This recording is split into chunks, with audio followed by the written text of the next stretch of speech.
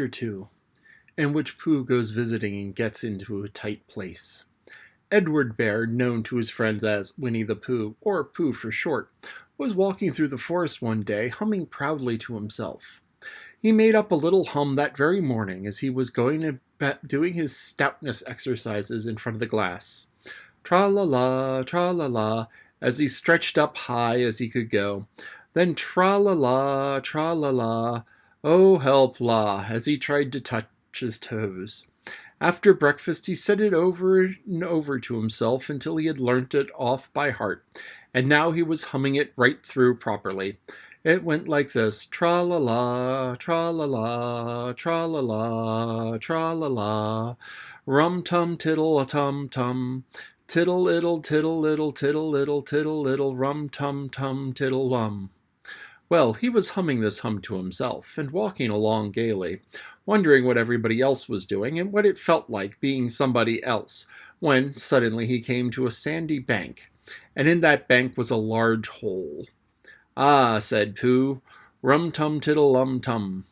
If I knew anything about anything, that hole means rabbit," he said, "and rabbit means company," he said, "and company means food and listening to me humming and such, rum-tum-tum-tiddle-lum." So he bent down, put his head in the hole, and called out, "Is anybody home?" There was a sudden scuffling noise from inside the hole, then silence. "What I said was, 'Is anybody home?'" called out Pooh very loudly.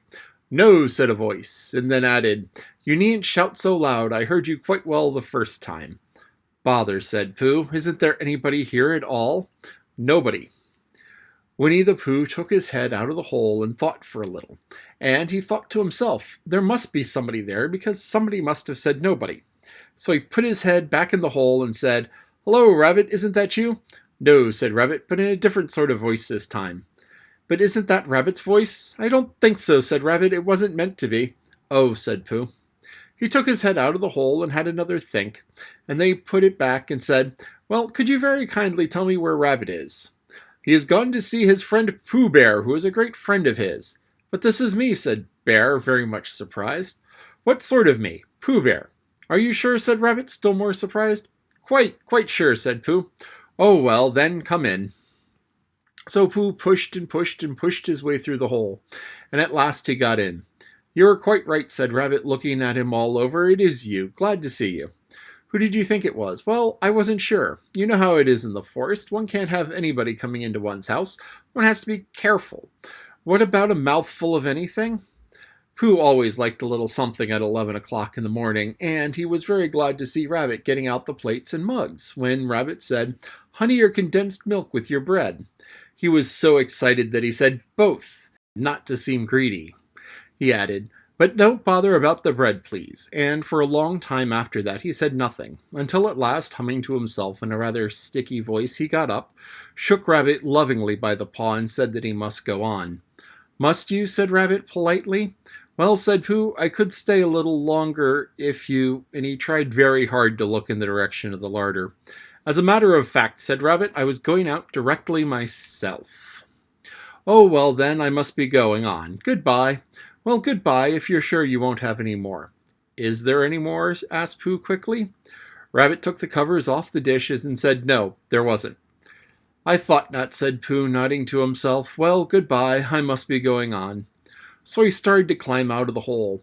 He pulled with his front paws and pushed with his back paws, and in a little while his nose was out the open again, and then his ears, and then his front paws, and then his shoulders, and then— "Oh, help!" said Pooh. "I'd better go back."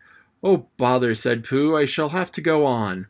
"I can't do either," said Pooh. "Help and bother."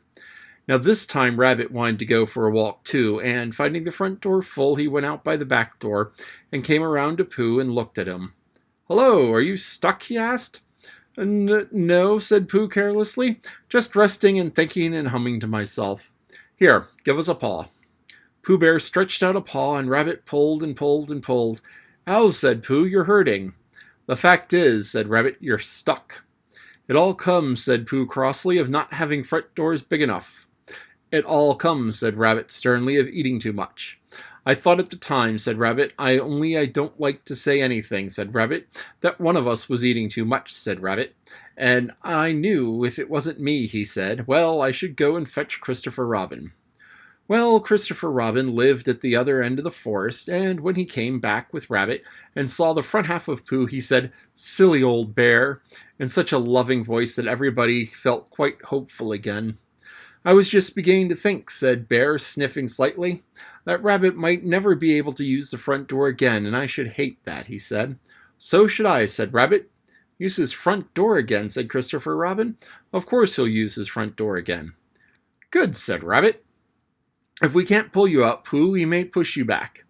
Rabbit scratched his whiskers thoughtfully and pointed out that when once Pooh was pushed back, he was back. And of course nobody was more glad to see Pooh than he was. Still, there it was. Some lived in trees and some lived underground, and "You mean I'd never get out?" said Pooh. "I mean," said Rabbit, "that I've gotten so far, it seems a pity to waste it." Christopher Robin nodded. "Then there's only one thing to be done," he said. "We shall have to wait for you to get thin again." "How long does getting thin take?" asked Pooh anxiously. "About a week, I should think." "But I can't stay here for a week." "Oh, you can stay here all right, silly old bear. It's getting you out which is so difficult." "We'll read to you," said Rabbit cheerfully. "And I hope it won't snow," he added. "And I say, old fellow, you're taking up a good deal of room in my house. Do you mind if I use your back legs as a towel horse? Because, they are there, doing nothing, and it would be very convenient to just hang towels on them." "A week," said Pooh gloomily. "What about meals?" "I'm afraid no meals," said Christopher Robin, "because of getting thin quicker. But we will read to you." Bear began to sigh, and then found he couldn't, because he was so tightly stuck, and a tear rolled down his eye, and he said, "Then you would read a sustaining book, such as would help and comfort a wedged bear in great tightness?" So for a week Christopher Robin read that sort of book at the north end of Pooh, and Rabbit hung his washing on the south end, and in between the bear felt himself getting slenderer and slenderer.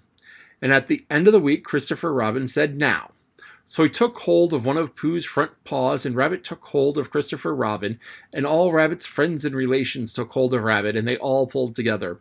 And for a long time Pooh only said, "Ow," and "Oh." And then, all of a sudden, he said, "Pop," just as if a cork were coming out of a bottle. And Christopher Robin and Rabbit and all of Rabbit's friends and relations went head over heels backwards. And on top of them came Winnie the Pooh, free. So it was with a nod of thanks to his friends he went on with his walk through the forest, humming proudly to himself. But Christopher Robin looked after him lovingly and said to himself, "Silly old bear."